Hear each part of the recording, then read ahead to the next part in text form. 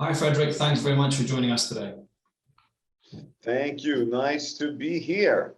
Today our main topics, we're going to be talking about Yggdrasil, a few of the things that have been going on with your company, and also reflecting on kind of the industry more generally. And of course, we can't fail to mention M&A.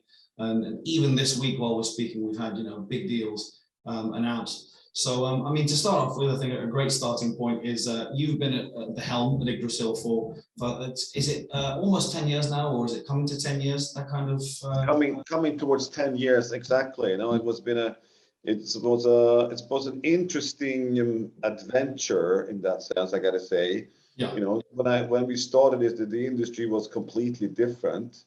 And I think our disruption led to a bit of a change of the industry from there on. So I think it's fair to say that the industry has evolved a lot since then. Mm-hmm. I mean, if I go back, I mean, I've seen a few disruptions here. I've been part of two disruptions of the industry.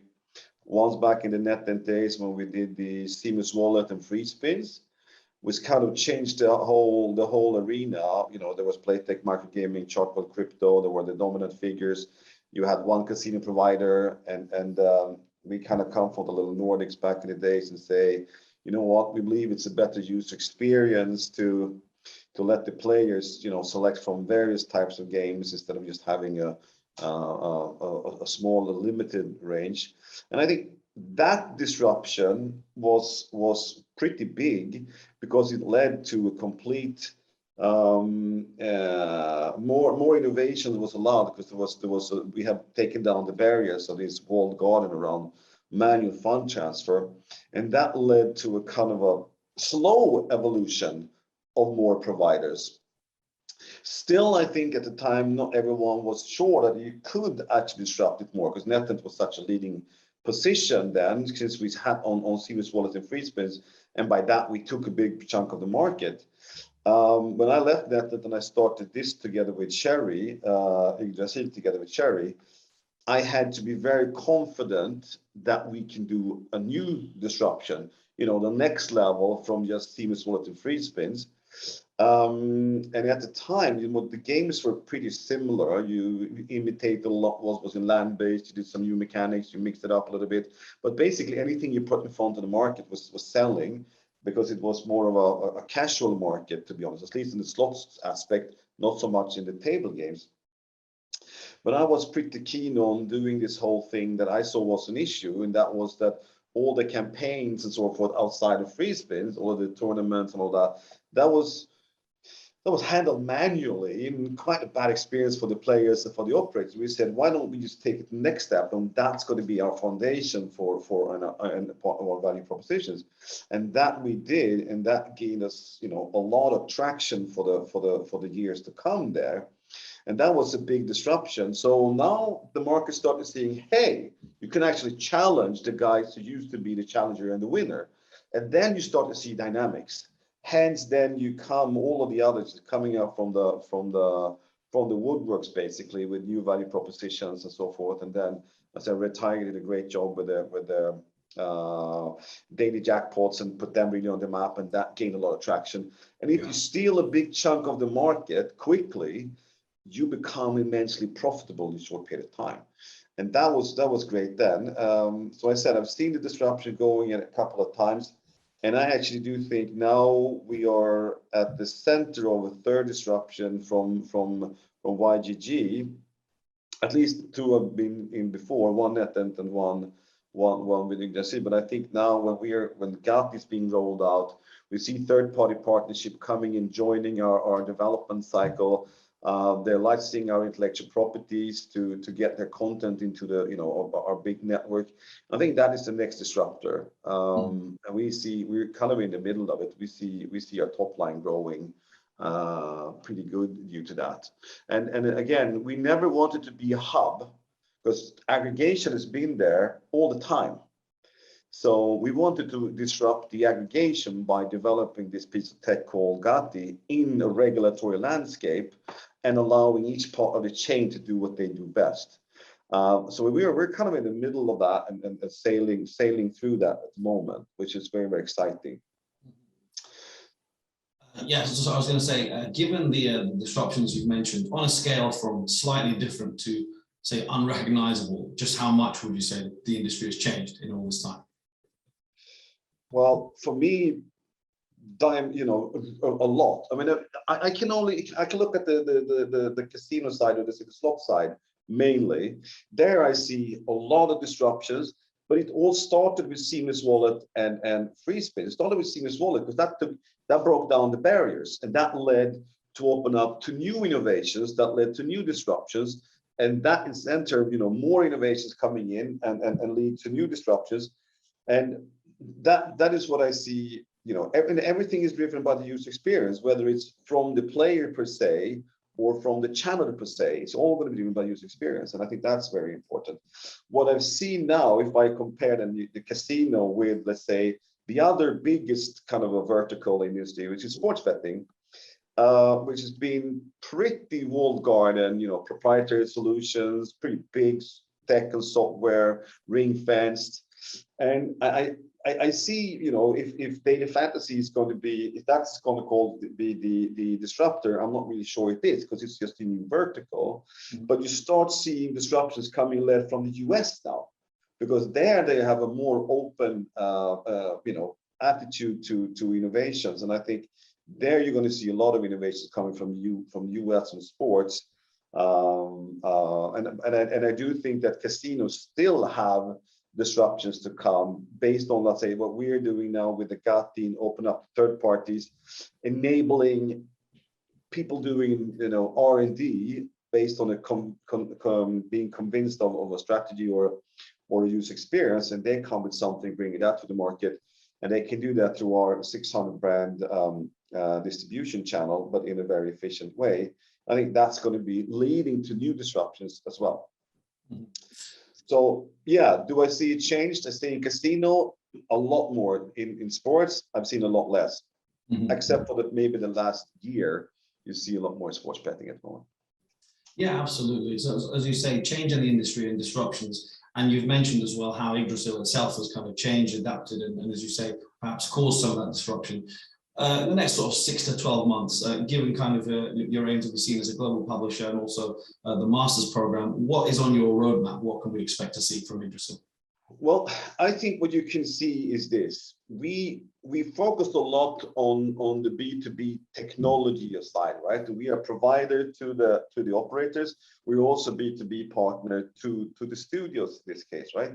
And I see you've seen us a lot of focus on the tech to make it scalable. That was very important. Today we're actually doing a lot more with a lot less efforts and a lot less resources. It's a huge difference from just 2.5 years ago. What you can see, what we're working on now is that we are not only seeing us as a B2B company, we're seeing us as a B2B company, but we're working on B2C products.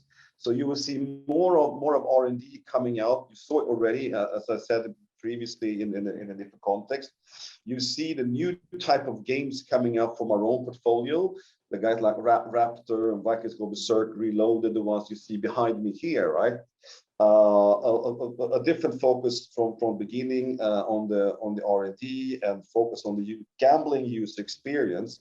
So we are taking back the B2C experience, so to say. We're focusing a lot more on our own intellectual property, and we're also focusing a lot of monetizing on our what we call them the gems, the game engagement mechanics that we have licensed to our partners, because we see that when the players recognize the mechanics, it actually it's a win-win also for the studio. So you will see more of known and working mechanics, but with permutations done either from us and also from our studio partners. So we're going to be much tighter with the B2C experience on the products. That you've seen it already. You said starting this year, already from September, or August actually, but you will continue. It's not a whiff. It's a part of a strategy.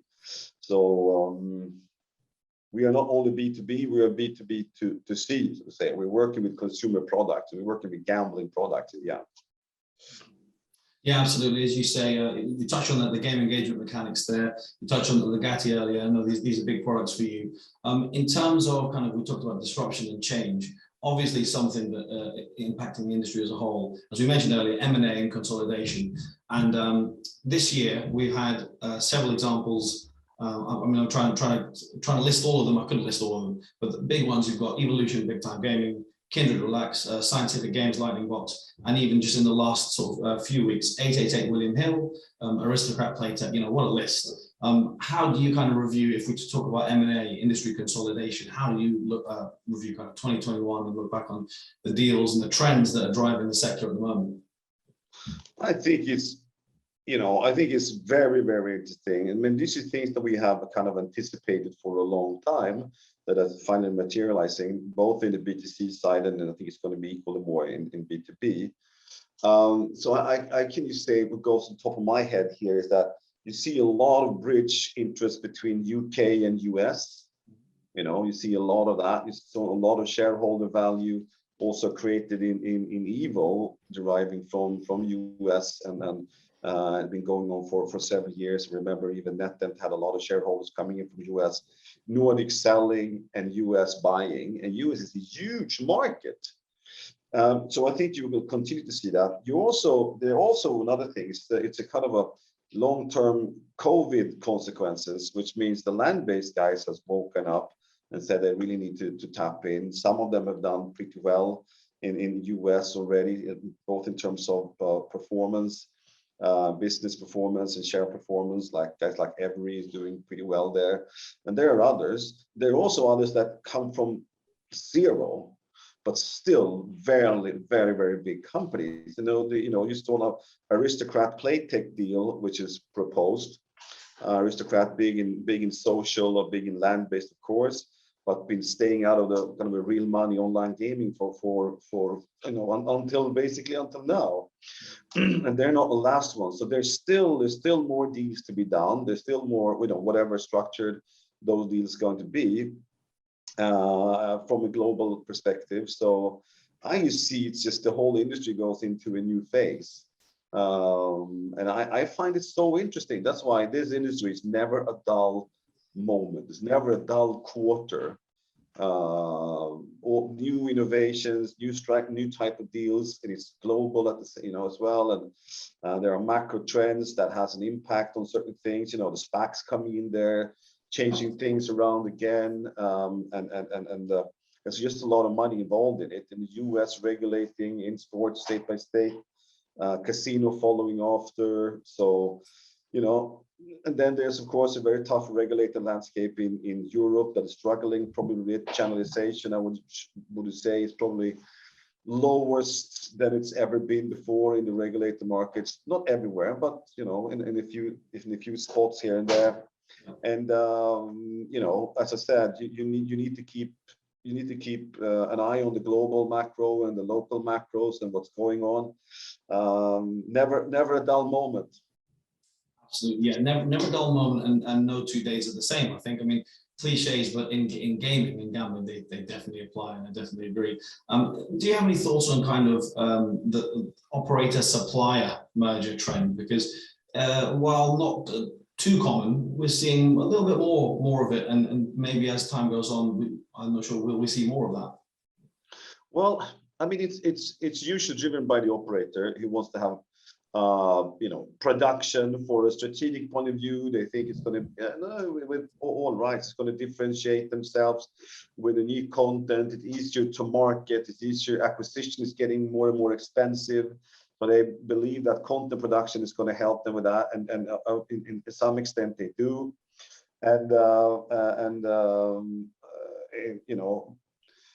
I think it's just it's a strategy, but this is nothing new. It's been like this for a very long time, right? Party had it. You had several B2Cs that had their own studio. Paddy Power has it or had it as well, and so it's really nothing new. There's a spectrum there, right? You can have your own studio. You can have exclusive content be made for you, and so forth. So I think it's just how it is, and we have, of course, part of our business is we can license part of our platform for any big B2C who is interested in setting this up on their own. We haven't really pushed that business model, to be honest, but it is a potential thing we have in the platform. It's a value proposition that we could easily enable, but for current purposes, we haven't seen it as such a big business model. We're more focusing now on enabling the studios and also on our own intellectual property. But we have that there as a potential extension of the business. You know, I also think there's one thing here, right? I think that the innovation, I think that's just a disruption that happened, coming back to that one, to kind of merge these two. I don't think that the online game providers really understood the complete quality and the user experience until, you know, guys like Megaways, you know, Nick, these guys come up and really turn things up and down. It was focusing completely on the new user experience, targeting a more seasoned and seasoned players. That was the disruption itself. You know, the landscape has been built. You know, you had to reach all that, and then it was what is focused now. It's actually the core product, and I think that's going to be even more important. So then, you know, the big B2Cs, they might license mechanics from the studios. So you have R&D studios licensing it to them, and they pay a much smaller fee for their own production. So I think you're going to see much more fragmented landscape going forward as well, between B2Cs and B2Bs. More collaboration. And I think you need to have more collaboration and a lot more flexibility in your model going forward, and work with partners that usually, we used to call them, you know, the frenemies. You know, your friends in some market, your enemies in some other market. And I think you need to have a much more collaborative and flexible approach to succeed going forward. Yeah, I can definitely take that point in terms of, I mean, my next question is going to be about Yggdrasil's approach to M&A, but I can see your point there in terms of more flexibility, more collaboration, perhaps not so many kind of black and white M&A deals. But when it comes to M&A and let's say being acquired by another company or acquiring other companies, what is Yggdrasil's sort of stance and approach to this? And also if we can bring in maybe a little bit, perhaps going public, because I remember when we spoke a couple of years back, before the pandemic, so a long time ago, and you mentioned plans to have, I can't remember the exact figure, but certainly a high valuation eventually on the public market. Yeah, well, I would say that it's a big variance today in the public market.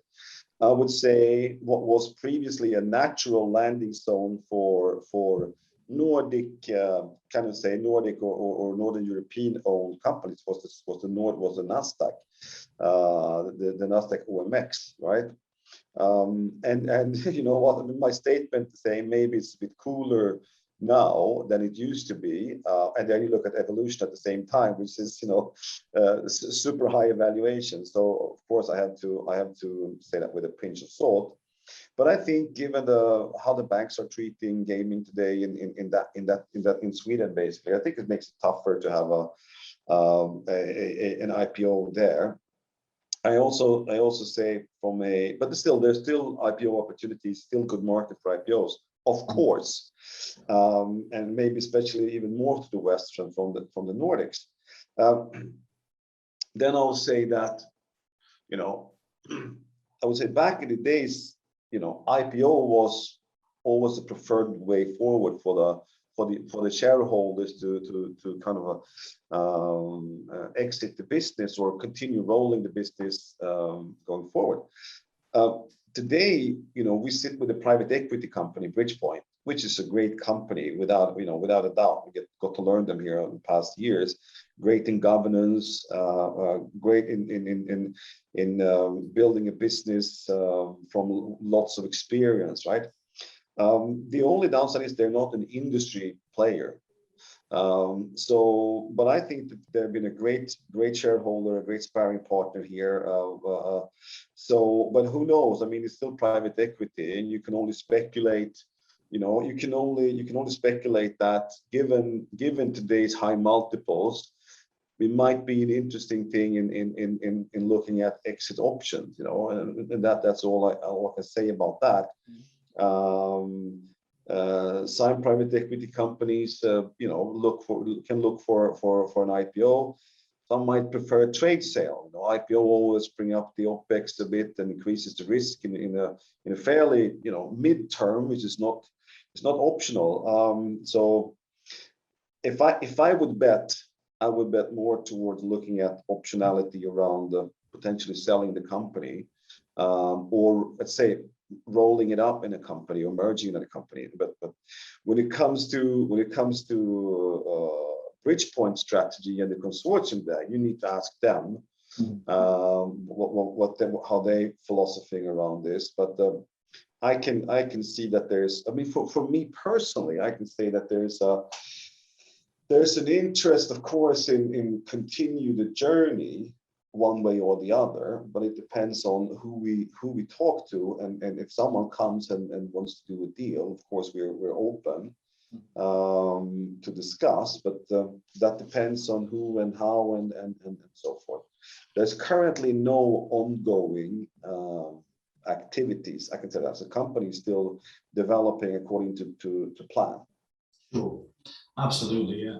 I mean, no news is news there. In fact, there's confirming there's no ongoing talks. I mean, we've covered a lot of stuff already, Fredrik, a lot of high quality analysis of the industry. But my final topic, final question is looking ahead and looking back as well. Overall, as we sort of approach the end of 2021, how do you look back on this year? Because obviously 2021, for many reasons, not necessarily in online gaming, but a horrible year, obviously with the pandemic. How do you sum up 2021? I'm sure it was better than 2020, but then looking forward, what's Yggdrasil kind of, what's the outlook going into 2022 and maybe 2023 as well?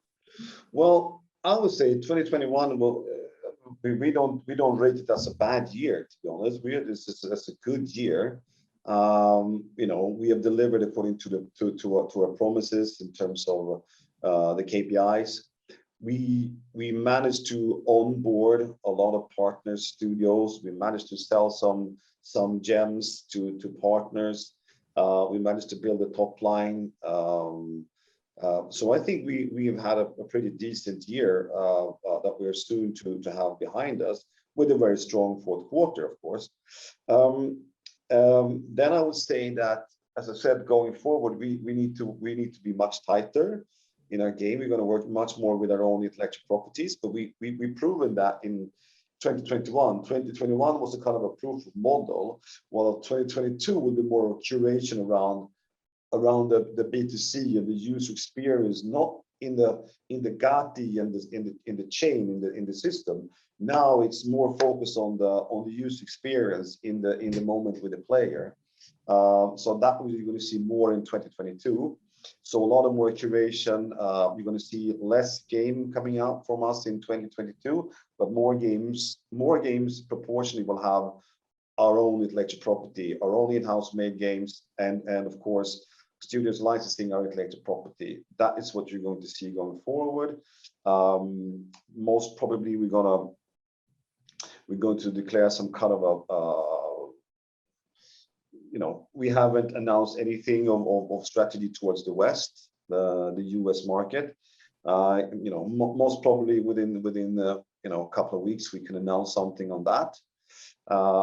So yeah, and then it's going to be just executing on that. So I think 2022 will be a year of executing of a more tighter curated strategy. Mm-hmm. Well, Fredrik, best of luck with all those ventures. Plenty on your plate there. But thanks very much for taking the time to speak with me and all your Lovely insights. To take the call. Lovely to take the call. Likewise. All right. Thanks very much. Yeah. Cheers, guys, and enjoy the rest of the day.